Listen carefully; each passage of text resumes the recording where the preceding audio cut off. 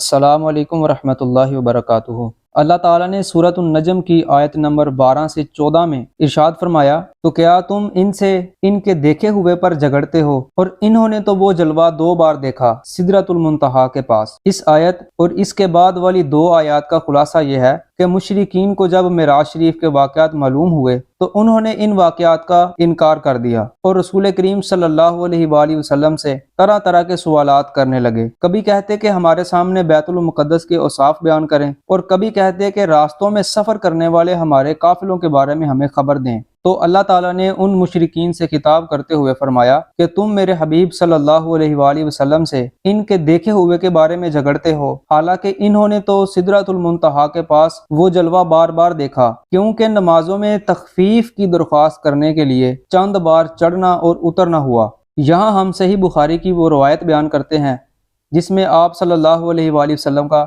بار بار اللہ تعالیٰ کی بارگاہ میں حاضر ہونے کا ذکر ہے۔ چنانچہ حضور پر نور صلی اللہ علیہ وآلہ وسلم نے ارشاد فرمایا، معراج کی رات مجھ پر ہر دن میں 50 نمازیں فرض کی گئیں۔ پھر میں واپس ہوا تو حضرت موسیٰ علیہ السلام کے پاس سے گزرا۔ انہوں نے کہا، آپ کو کیا حکم دیا گیا؟ میں نے کہا، ہر دن 50 نمازوں کا حکم دیا گیا ہے۔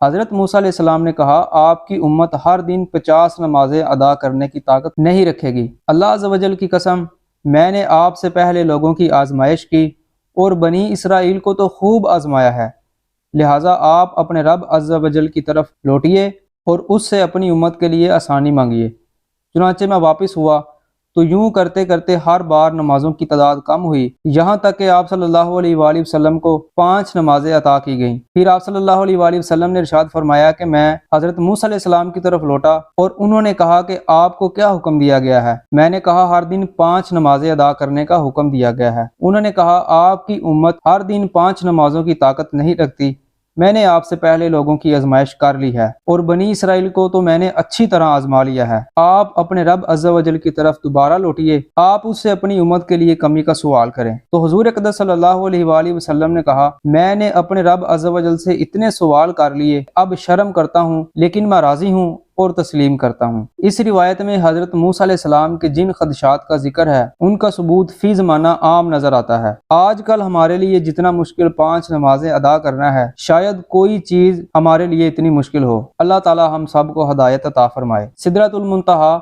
بیری کا ایک درخت ہے جس کی جڑ چھٹے آسمان میں ہے اور اس کی شاخیں 7ویں آسمان میں پھیلی ہوئی ہیں، جبکہ بلندی میں تو وہ 7ویں آسمان سے بھی گزر گیا ہے۔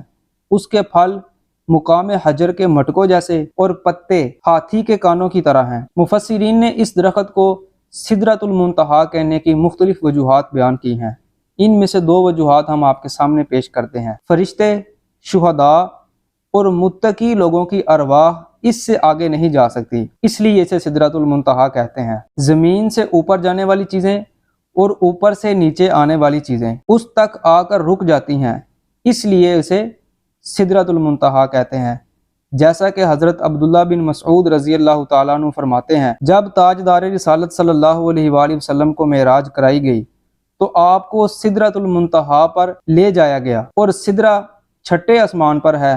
زمین سے اوپر جانے والی چیزیں سدرہ پر آ کر رک جاتی ہیں، پھر انہیں وصول کیا جاتا ہے، اور اوپر سے نیچے آنے والی چیزیں اس تک آ کر رک جاتی ہیں، پھر انہیں وصول کیا جاتا ہے۔